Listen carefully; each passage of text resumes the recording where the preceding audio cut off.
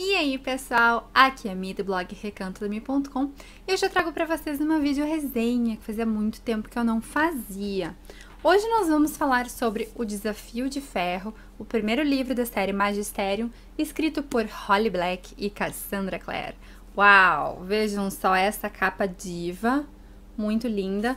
Aqui não temos a fotinho das autoras e a diagramação, como eu já mostrei para vocês na caixinha de correio, que eu não sei quando vai ir ao ar, muito menos esse vídeo. Tem algumas ilustrações marcando as divisórias de capítulo. Sobre o que fala o Desafio de Ferro? Há muitos anos, a Sarah, ela foi morta no massacre gelado. O inimigo da morte, ao invés de ir para os campos de batalha e guerrear com a Macaria escolhida pela comunidade bruxa, acabou atacando a caverna, que era onde os velhos, as crianças e as mulheres estavam se escondendo. E ele foi lá, matou todo mundo, ele se livrou de todos os Macares e também acabou se livrando das ameaças futuras de ter alguém que pudesse ser capaz de derrotá-lo um dia. O Alastair, gente, eu sempre fico pensando em Alistair, mas é Alastair, que nome diferente, né? O Alastair, ele teve um pressentimento e ele resolveu voltar para a caverna porque a Sarah era a esposa dele e estava lá com o Callum, que era o bebezinho recém-nascido dos dois. Quando ele chegou na caverna e viu toda aquela chacina, ele quase teve um negócio porque ele não acreditou que isso tivesse acontecido e ele ficou com muita raiva, porque os magos, eles prometeram que nada de ruim fosse acontecer ao povo que tinha ficado na caverna e no fim todo o planejamento deles tinha dado errado, que era para então destronar o inimigo da morte.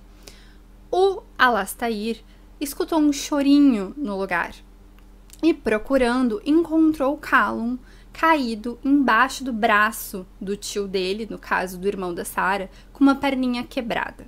E daí ele pegou o Callum, tipo, nossa, consegui salvar meu filho, e foi até a esposa dele, que estava caída, e ele notou que na parede tinha uns escritos. E ela tava com a daguinha dela, que eu agora não me lembro o nome, Ceramimes, eu acho que é, não tenho certeza, que era a adaga que ela tinha criado, ela tinha feito essa adaga. E ela escreveu nas paredes de gelo da caverna uma última mensagem. E a mensagem dizia, mate a criança.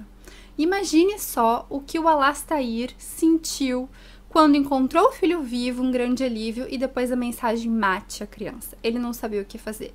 Então assim termina a primeira parte do livro, que são apenas algumas folhinhas, não é nada de spoiler nem nada, é apenas para introduzi-los no dilema que é a vida do Callum.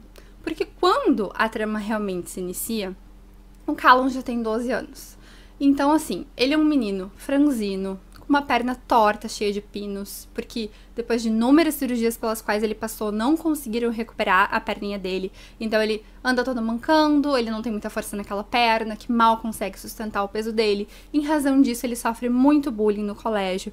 E o pai, que perdeu a esposa no massacre gelado e ficou com ódio mortal dos bruxos, fez com que o Callum crescesse acreditando que os magos eram maus, que eles só queriam que os outros morressem, que não se importavam com nada e que levavam então as famílias, né, a grandes perdas, a grandes desolações e a grandes problemas.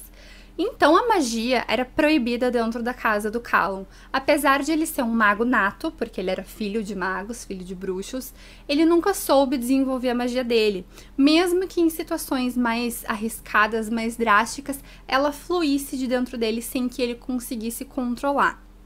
Aos 12 anos, todos os magos e todas as pessoas que têm um dom dentro de si, elas são convocadas para fazer o Desafio de Ferro, para participar do Desafio de Ferro, que consiste em vários testes que os magos aplicam para ver como a pessoa se sai nos testes, e os que se saem bem podem vir a ser selecionados para serem aprendizes dos magos do magistério, ou seja, participar das aulas do magistério.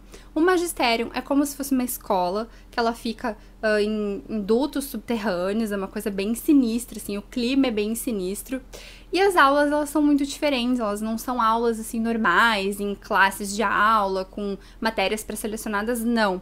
Os magos, eles selecionam os aprendizes que eles acham que tem potencial para aprender junto com eles. E as aulas são bem, assim, inusitadas, tipo, nós desde podemos presenciar aulas em que os alunos têm que ficar selecionando grãos de areia de acordo com cada cor, que é uma coisa, é um trabalho infinito, como, por exemplo, ficar projetando bolas de fogo enquanto eles rolam em cima de um tronco no meio de um lago mega perigoso.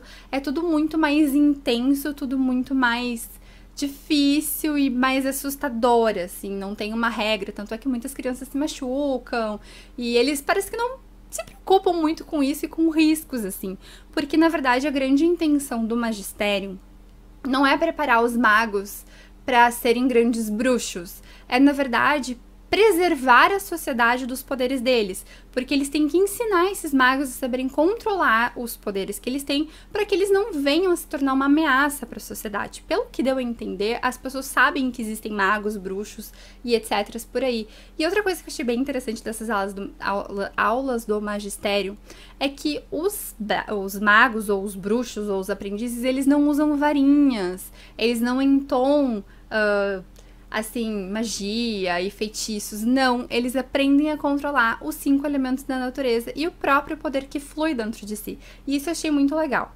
E o que acontece? O tão temido dia chega e o Callum é convocado para participar do Desafio de Ferro. E o Alastair fica em pânico. Ele fica dando 1 milhão de recomendações pro menino do tipo, falhe em todos os testes, tu não pode ser selecionado, tu não pode estudar nessa escola porque tu não sabe quem tu é, porque tu não sabe o que aconteceu, porque tu vai morrer, porque na verdade ele cria o Callum com 1 milhão de medos e inseguranças e nunca contou pro Callum a verdadeira história dele, ou o que realmente aconteceu com a mãe dele, ou o que ele tem dentro de si ou quem ele é. Não sei, né? Porque isso é um grande mistério da história, na verdade. Porque eles ficam toda hora dizendo pro Callum, tu não sabe quem tu é, e nem a gente sabe quem ele é. Então é uma coisa que eu quero descobrir. E daí o que acontece? Ele vai pra esse Desafio de Ferro bem contrariado e com grande vontade de falhar. Mas ele não tenta falhar. Ele falha, entendeu? E ele começa a ficar com raiva das coisas, porque no final das contas ele quer que dê certo e nunca dá. Então nada do que ele tenta fazer no desafio dá certo. Ele falha, e são umas coisas que dão um nervoso na gente, porque é tão legal que acontece. Por exemplo, tem uma prova que ele tem que responder e a folha gruda na mesa, ele não consegue tirar a folha. Várias coisas assim acontecem e os professores começam a achar estranho aquilo, tipo, como é que ele está fazendo isso? Entendem? Ninguém sabe de onde que veio, se é uma pegadinha que ele tá fazendo com os professores ou se é um poder realmente muito forte que emana dele. E o que acontece? Apesar dele falhar homericamente em todos os testes e ficar numa classificação péssima, com uma pontuação péssima, o mestre Rufus escolhe ele como aprendiz.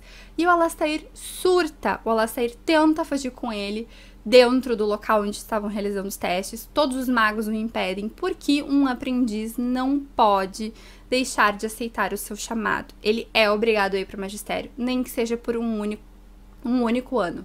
Porque o magistério é composto por 5 anos, que seriam 5 livros. Então, cada um deles tem, por exemplo, tem o Desafio de Ferro, o Desafio de Ouro, são vários elementos, vários metais. E, inclusive, eles têm uma pulseira, né, que marca em que ano eles estão. E o Callum, ele é obrigado a ficar, no mínimo, 1 ano, no mínimo, completar o Desafio de Ferro, para que ele possa, então, ter o domínio dos poderes dele. E se depois desse 1 ano ele quiser voltar para casa e não quiser voltar para o colégio, ele pode. Então, ficou combinado assim, que ele faria esse 1 ano e depois ele não queria mais voltar para lá. Ele até, inclusive, foi para o magistério com aquele intuito de vou conseguir escapar, vou fazer um jeito para ser expulso, porque ele realmente tinha ódio dos magos, ele achava que ele fosse morrer e ele não entendia as coisas que aconteciam lá dentro. Mas o que acontece? Ele acaba se sentindo em casa.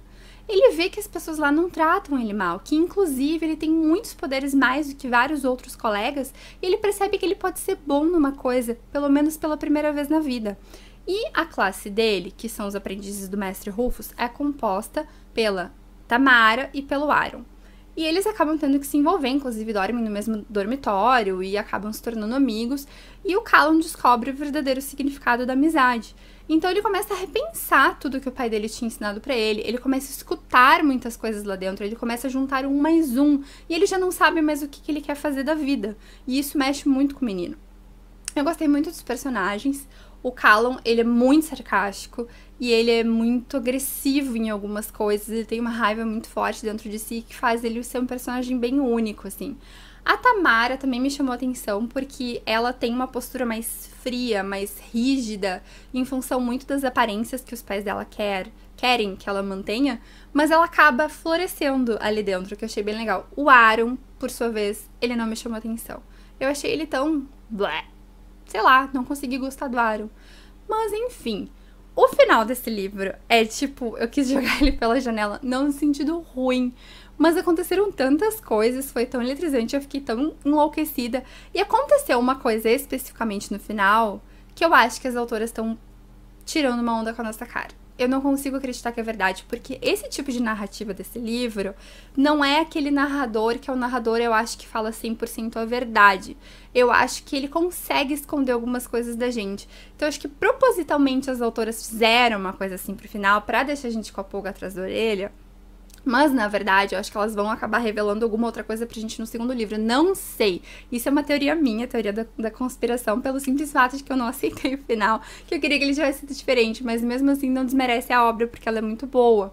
Eu sei que teve muita gente que comparou o Magistério ao Harry Potter, e realmente rola muita comparação. Eu fui uma delas, porque as autoras, a Holly Black e a Cassandra Clare, realmente eu acho que pegaram muitos elementos de Harry Potter. Enquanto a gente lê, a gente começa a perceber várias similaridades, tanto em termos de personagens, quanto em termos de cenário, quanto em termos de enredo.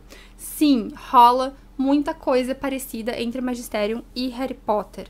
Coisas boas, coisas ruins. Eu sei que tem muita gente que não vai gostar, porque muita gente é muito fã de Harry Potter e vai ficar com raiva de achar que tá rolando uma cópia por aí.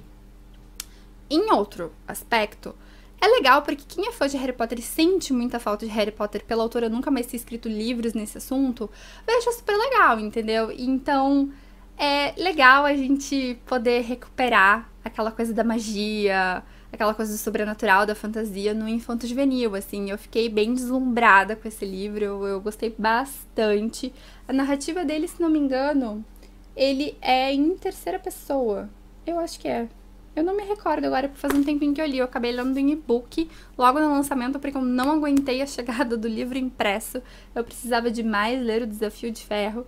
E é uma leitura que eu super indico, porque tem ação, tem cenas bem eletrizantes, tem uma pitadinha de terror, tem um pouco de suspense, um pouco de mistério, tem muita amizade e não tem necessariamente um romance, porque as crianças têm 12 anos ainda, então elas são muito novas. Mas o que eu achei interessante é que, na verdade, o Magistério, ele dá a entender, ele fala muito sobre a dicotomia entre o bem e o mal, e fala que, na verdade, as pessoas, todas elas são boas e são ruins, elas têm o bem e o mal dentro de si, mas cabe a nós saber o que a gente deve se deixar dominar, se pelo bem e se pelo mal. E mesmo talvez a gente tendo um pedaço de maldade dentro de si, cabe a nós também querer controlar ou não, então saber como viver. E eu achei muito interessante essa mensagem que eles passam para as crianças, principalmente. Então ele é uma leitura que dá para ser considerada infantil ou infanto-juvenil, que eu tenho certeza que muitos de vocês vão gostar. Então segue aí a dica e fiquem de olho na resenha escrita, que o link também tá na descrição do vídeo, que vocês podem saber aí